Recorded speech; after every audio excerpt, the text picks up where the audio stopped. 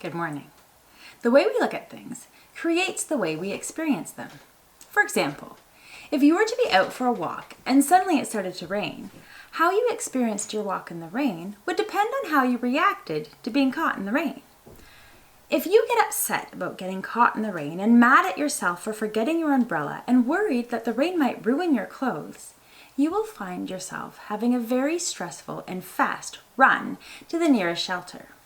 But if you find the rain a refreshing break from the heat, jump in a few puddles, sing a song about being in the rain, then you will continue to have an enjoyable walk in the rain for as long as you're allowed to be outside.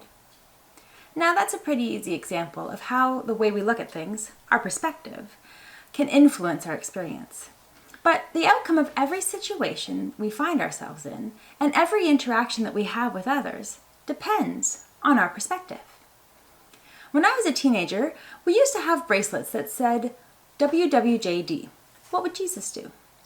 I don't see that phrase around very much anymore, but having the bracelet was a constant reminder that in each situation I faced, I could approach it one way, or I could change my perspective and see the situation through Jesus and try to do what he would. When Jesus began his ministry, he was all about changing the way that people looked at the world and looked at a situation.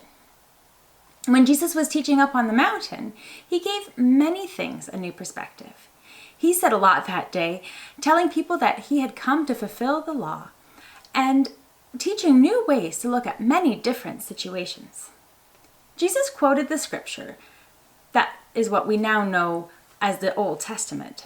And he reminded people that it was written, an eye for an eye and a tooth for a tooth.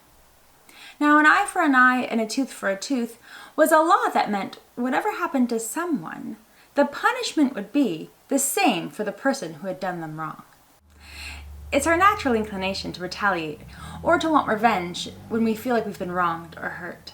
Sometimes we even try to convince ourselves that revenge is justice. But Jesus wants us, with his help, to change the way we look at situations where we have been mistreated or someone has angered us or someone has hurt us. He doesn't want us to retaliate. He doesn't want us to seek revenge. He wants us to change our perspective. He wanted us to look deeper at the situation and respond instead of retaliating. The next thing Jesus talked about was enemies, but he reframed it as love. Jesus quoted the scriptures from the Old Testament again, which had been, love your neighbor and hate your enemy. But Jesus instructed that everyone should love even your enemies, love those who hurt you, love those who hate you, greet strangers, pray for them, so that you can be like Jesus to them.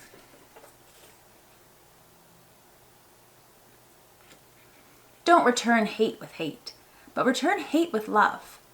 A change in perspective to change a situation around us. If we are kind to those who are unkind to us, then we reveal God to them in our actions. Knowing Jesus gives us a different perspective because we know that we can trust him and we know that he's always with us. We can look at situations as they arise in our lives and make sure that we are responding the way that Jesus would want us to.